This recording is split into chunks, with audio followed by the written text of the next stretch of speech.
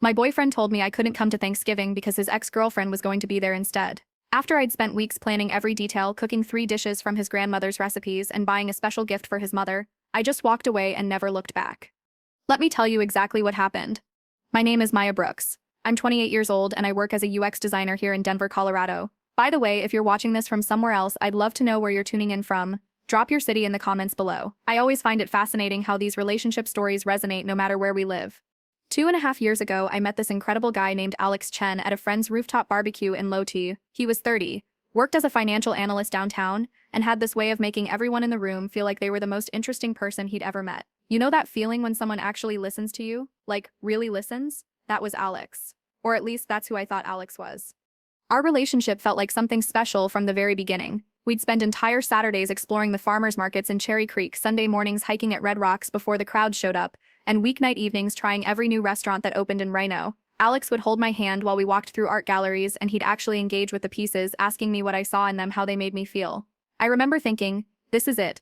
This is the person I've been waiting for. About 6 months in, Alex started opening up about his family, how close they were, how important their traditions were to him. His parents had immigrated from Taiwan when he was 5, and they'd built this beautiful life in Highlands Ranch, maintaining their cultural traditions while embracing everything Colorado had to offer. The way he talked about his mother's cooking, his father's dedication to the family business, his younger sister's academic achievements, it all painted this picture of a family I desperately wanted to be part of.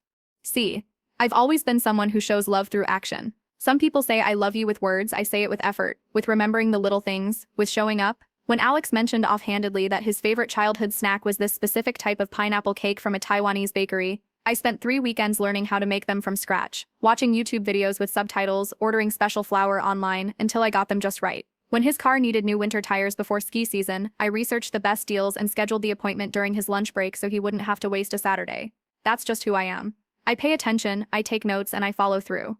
For the longest time, Alex seemed to love this about me. He'd brag to his friends about how thoughtful I was, how I'd packed his favorite snacks for our road trip to Aspen, how I'd coordinated a surprise birthday dinner with all his college buddies flying in from different states. Maya thinks of everything, he'd say with this proud smile that made me feel like I was doing something right, like I was enough. But here's where things started to shift. And looking back, I should have paid more attention to the warning signs. About 3 months before that fateful Thanksgiving, Alex started mentioning his ex-girlfriend Sophia more frequently. Sophia was apparently this free-spirited photographer who'd moved to Portland for her art. They dated for 3 years before she left, and according to Alex, the breakup was mutual and amicable. We just wanted different things, he'd say whenever her name came up. At first, it was innocent enough. She'd liked one of his Instagram posts or she'd texted him happy birthday. Small things that didn't seem threatening. But then the mentions became more frequent and more specific. Sophia always said I was too uptight about planning. Sophia thinks Denver's art scene is becoming too commercialized. Sophia's latest photo series about urban decay is really profound. Every time he brought her up, I'd feel this tiny knot form in my stomach, but I pushed it down. I trusted Alex, I trusted us. And I didn't want to be that girlfriend, the jealous, insecure one who couldn't handle her boyfriend having a past. The shift in our dynamic was subtle at first. Where Alex used to appreciate my planning, he started calling it intense. The detailed itineraries I'd create for our weekend trips became overwhelming instead of helpful. The care packages I'd put together when he had stressful weeks at work went from being incredibly sweet to too much. "Babe, you don't have to do all this," he'd say, but not in a grateful way. More like he was exhausted by my efforts. Sometimes it's nice to just not have everything figured out, you know? To be spontaneous. But here's the thing. Spontaneity had never been our thing. We were both professionals with demanding careers. We liked having reservations at good restaurants, preferred known hiking trails with clear markers, and enjoyed the comfort of planning our ski trips weeks in advance to get better rates. Suddenly, though, Alex was painting our entire relationship dynamic as something that needed fixing. I tried to adapt, I really did.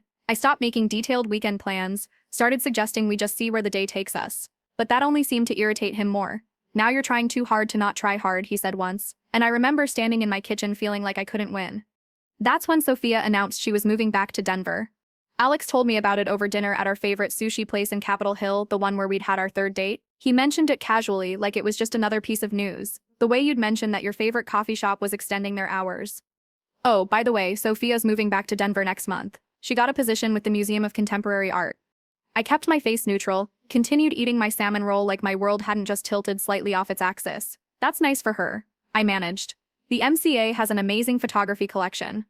Alex's eyes lit up in a way I hadn't seen in weeks. "Right? She's really excited about it. She's been sending me photos of the pieces she'll be working with. Her perspective on modern art is just, she sees things differently. You know?" No. I didn't know. But I was starting to understand that whatever Sophia saw, it was apparently more interesting than anything I had to offer. The next few weeks were torture. Alex would be on his phone constantly, and when I'd ask what he was smiling at, he'd say just work stuff or funny meme from Reddit. But I knew the way someone's face changes when they're texting someone who excites them, it's unmistakable. He'd take calls in the other room, saying it was his sister or his boss. But he'd come back with this energy about him, like he'd just been plugged into some invisible charging station. Meanwhile, I was pouring everything into preparing for Thanksgiving with his family. This was going to be our third Thanksgiving together, but the first one where I was officially helping to host. His mother, Linda, had specifically asked me to contribute some dishes this year, which felt like a huge step. In Asian families, being invited to cook for a holiday meal isn't just about food, it's about being recognized as family. I spent hours on the phone with Linda, learning about their family's unique Thanksgiving traditions, how they blended traditional American dishes with Taiwanese influences. She taught me how to make her special stuffing with dried shiitake mushrooms and Chinese sausage, walked me through her famous sweet potato dish with 5-spice and brown butter. I took notes like I was studying for the most important test of my life because in a way, I also researched the perfect hostess gift for Linda. She collected vintage tea sets, so I spent weekends scouring antique shops in Boulder until I found a beautiful Japanese set from the 1960s. Delicate white porcelain with hand-painted cherry blossoms. It cost more than I should have spent, but I wanted her to know how much being part of their family meant to me. For Alex's father, James, who prided himself on his wine knowledge, I found a rare vintage from a local Colorado winery that had just won a national award. I knew he'd appreciate both the quality and the fact that it was local. He was always talking about supporting Colorado businesses. I even thought about his sister Emma, who was vegetarian and often got overlooked at family dinners. I perfected a vegetarian version of their grandmother's spring rolls that Linda confirmed tasted just like the original. Looking back, I can see how desperate I must have seemed, how hard I was trying to prove I belonged, but at the time it just felt like love. It felt like showing up for the people who mattered to the person who mattered most to me. By the way, if any of this is resonating with you, if you've ever found yourself trying this hard to prove your worth to someone, hit that like button. Sometimes we need to know we're not alone in these experiences. And if you want to hear more stories like this, consider subscribing. I share these not to dwell on the past, but because I believe we can learn from each other's journeys. The weekend before Thanksgiving, everything started to unravel. Alex had been increasingly distant, spending more time at work events that seemed to run unusually late. That Saturday, he said he was going to help a colleague move, but when I offered to come help, I'm actually great at organizing and packing. He quickly said they had enough people. That evening, my friend Rachel texted me a photo from a coffee shop in Wash Park. In the background, slightly blurry but unmistakable, were Alex and Sophia. They were sitting at a small table, leaning toward each other in that intimate way that makes the rest of the world disappear. Sophia was showing him something on her camera, and Alex was looking at her, not the camera, with an expression I recognized. It was how he used to look at me. I stared at that photo for an hour, my mind racing through explanations. Maybe it was a coincidence. Maybe they just ran into each other. Maybe it was about her new job at the museum. Maybe. When Alex came home that night, I didn't confront him. I wanted to, but something held me back. Maybe it was fear of the answer, or maybe I was still hoping I was wrong. Instead, I asked how the move went. Exhausting, he said. Not meeting my eyes, I'm going to shower and crash. The lie sat between us like a physical thing, taking up space in my apartment, making it hard to breathe. 3 days before Thanksgiving, I was in my kitchen, surrounded by ingredients and cooking implements. I had color-coded sticky notes on my refrigerator with cooking timelines, temperatures, and serving arrangements. The vintage tea set was wrapped in beautiful paper with a silk ribbon. The wine was in a wooden box with a handwritten note about its history. The spring rolls were prepped and in the freezer, ready to be fried fresh at his parents' house. I was crushing 5-spice in my mortar and pestle when I heard Alex's key in my door. We'd exchanged keys a year ago, a big step that had felt like a promise of forever. But when I looked up and saw his face, I knew. You know how people say they can see bad news coming? It's true. It's in the set of someone's shoulders, the way they can't quite meet your eyes, the heaviness they carry into a room. Maya, we need to talk. I set down the pestle, wiped my hands on my apron, the cute one Alex had gotten me last Christmas that said powered by coffee and confidence, and waited for my world to collapse. I've been doing a lot of thinking. He started using that corporate voice he adopted when he was uncomfortable. About us, about what I want, about where I see my life going. I stayed silent, watching him struggle with words he'd probably rehearsed. The thing is, I feel like we've become too structured, too planned. Everything with us is scheduled and organized and mapped out. I miss being spontaneous, being surprised by life. I feel like I'm suffocating under all the preparation. Each word was carefully chosen to avoid saying what he really meant. He missed Sophia. She was the spontaneity he craved, the surprise he wanted. So, what are you saying? I asked, my voice surprisingly steady. He took a deep breath. I think we should take a break. And about Thanksgiving, I don't think you should come. The words hit me like physical blows, but I forced myself to ask, why not? Sophia's gonna be there, he admitted, not looking at me. My mom invited her. She doesn't have family in Denver, and Mom always liked her, and it would be weird if you were both there. I stood there in my kitchen, surrounded by evidence of my love, the carefully prepped ingredients, the thoughtful gifts, the handwritten recipe cards, and felt something inside me crack and then, surprisingly, solidify into something harder, clearer. "So you're bringing your ex-girlfriend to Thanksgiving instead of me," I said, not a question but a statement of fact. "After I've spent 3 weeks preparing dishes with your mother's recipes, after I bought gifts for your entire family, after we've been together for 2.5 years. Alex shifted uncomfortably. "It's not like that. We're just friends. But I need space to figure out what I want, and having you both there would be..." "Would be what, Alex? Awkward? Uncomfortable? More uncomfortable than telling me I can't come to a dinner I've been planning for weeks." He didn't have an answer for that. I looked at him. Really looked at him and saw him clearly for perhaps the first time. This wasn't a man confused about what he wanted. This was a man who'd already made his choice but was too cowardly to admit it. He wanted Sophia's spontaneity and excitement, but he also wanted to keep me as a backup plan, just in case the grass wasn't actually greener. "Get out," I said quietly. "Maya, don't be like this. We can talk about..." "No." I started packing up the food I'd been preparing, placing everything into bags with the same careful attention I'd used to prepare it. "Take these to your mother. She's expecting these dishes. Take the gifts too. Your family shouldn't suffer because you're a coward." "I'm not a coward," he protested, but he was already backing toward the door. "Yes, you are," I said, handing him the bags. "You started an emotional affair with your ex while I was literally cooking your grandmother's recipes. You let me plan and prepare and care while you were already halfway out the door. That's cowardice, Alex." I placed the last bag in his arms, the one with the vintage tea set I'd searched so hard for. "Tell your mom the tea set is from the 1960s. It's Kutani porcelain. She'll appreciate that." "Maya, please. Maybe after the holidays we can..." "No," I said firmly. "There is no after the holidays for us. You chose someone who makes you feel spontaneous and free. I hope that works out for you, but you don't get to keep me as your safety net." After he left, carrying all my carefully prepared offerings to a dinner I wouldn't attend, I sat on my kitchen floor and cried. Not the pretty, single-tear kind of crying you see in movies, but the ugly, body-shaking sobs that come when you realize you've been pouring yourself into a vessel that was already cracked. Thanksgiving Day was surreal. I ordered Chinese takeout, orange chicken, and lo mein from the place that stays open on holidays, and FaceTimed my parents in Florida. I told them everything, and my mom said something that stuck with me. "Baby, you were never too much. He was just never enough." My dad, ever practical, added, "Better to find out now that he's weak than after you'd moved in together or gotten married. A man who can't appreciate effort and intention isn't ready for an adult relationship." I spent that weekend in a strange emotional space. Not quite devastated, but not okay either. I'd given myself Thursday to grieve, Friday to be angry, and by Saturday I was ready to reclaim my life. The first thing I did was sign up for things I'd always wanted to try but hadn't because they didn't fit into our schedule. I joined a rock climbing gym in Golden, something Alex had always dismissed as too dangerous. I enrolled in a pottery class at the Art Students League. Even though Alex had said crafts were not really art, I started saying yes to random invitations, brewery openings, art shows, sunrise yoga at Red Rocks. My phone, meanwhile, was a constant stream of texts from Alex. They started Friday morning, tentative and testing. "Hey, hope you had a good Thanksgiving." Then they escalated as the weekend progressed. "My mom asked where you were." I didn't know what to say. "Sophia left early to hang out with friends. This isn't what I thought it would be. Can we talk? I think I made a mistake." By Sunday night, the messages were desperate. "Maya, please. I realize now what I gave up. Sophia and I aren't getting back together. She just sees me as a friend. I ruined everything for nothing."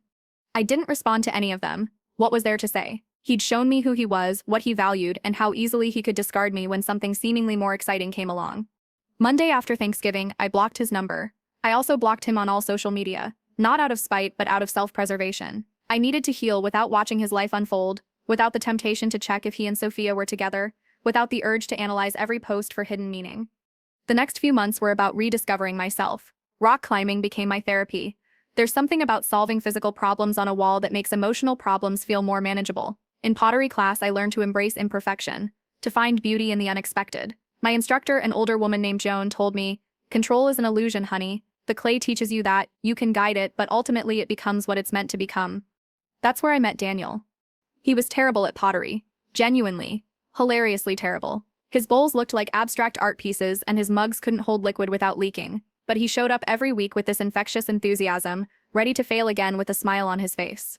"I'm pretty sure I'm setting records for worst potter in history," he said one evening, holding up what was supposed to be a vase but looked more like a melted candle. "It has character," I offered, trying not to laugh. "That's what my mom says about my cooking too." He grinned. Character is apparently code for barely recognizable as intended object. Daniel was a pediatric nurse at Children's Hospital 31, with dark hair that constantly fell into his eyes and hands that were gentle despite being covered in clay. He had this way of making everyone in class feel comfortable, offering encouragement to other struggling students, celebrating small victories like successfully centering clay on the wheel.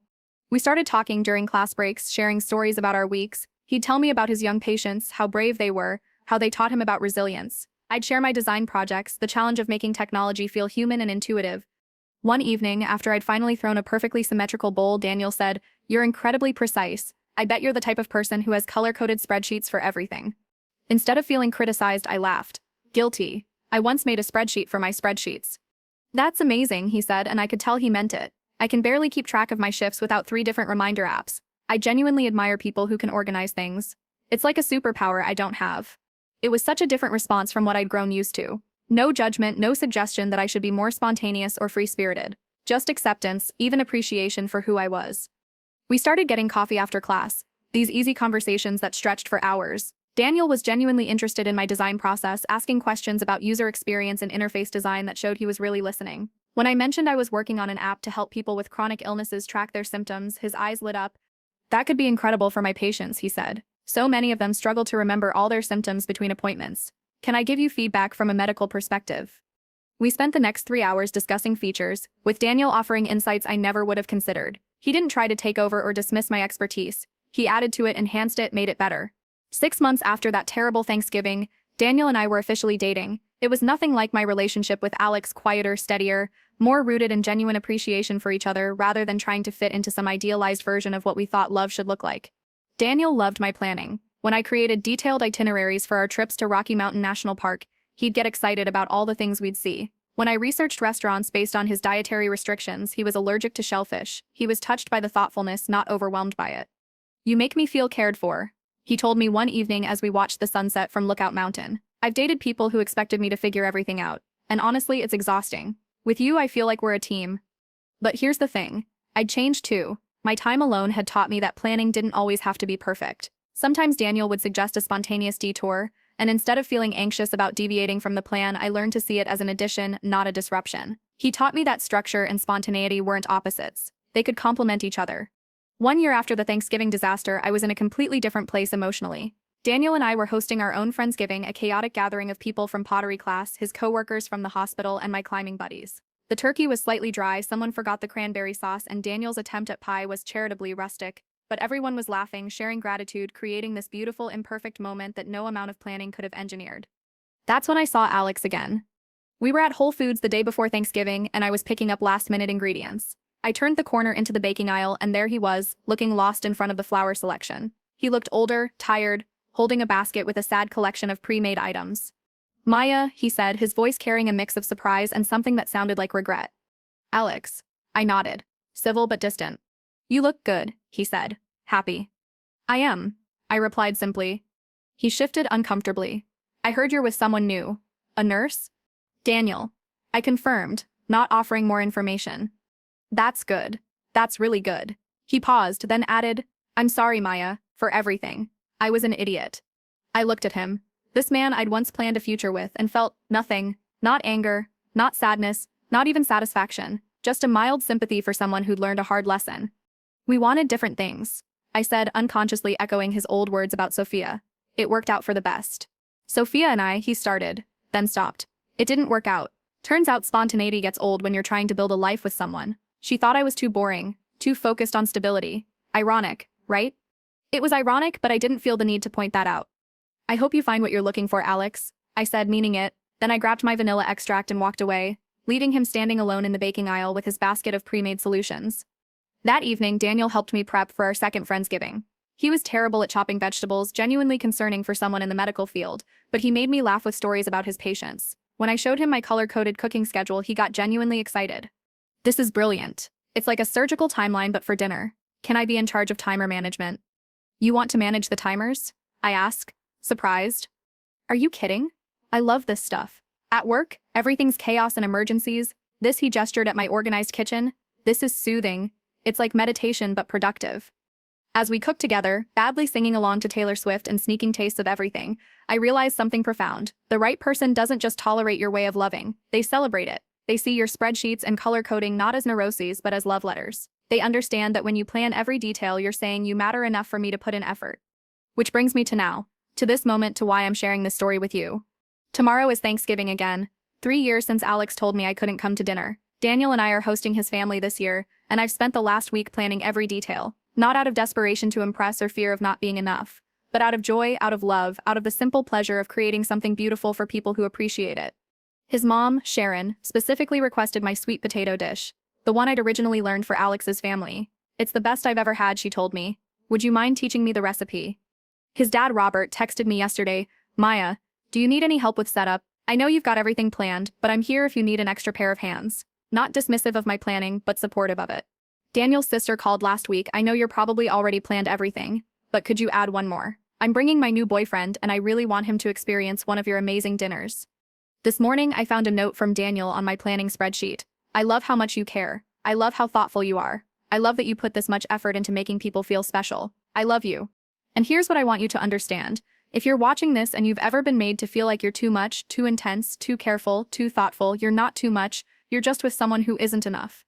The right person won't ask you to be less organized, less caring, less yourself. They'll see your careful planning as an act of love.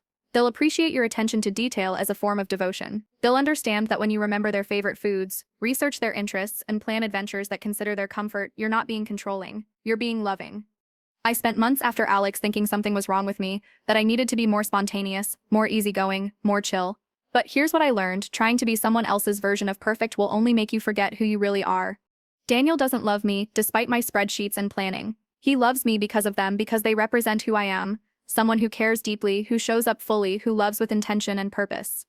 If you've made it this far in my story, first of all, thank you. Please hit that subscribe button if you want to hear more stories about relationships, self-discovery, and finding your way back to yourself. And like this video if any of this resonated with you. It helps other people find these stories when they need them most.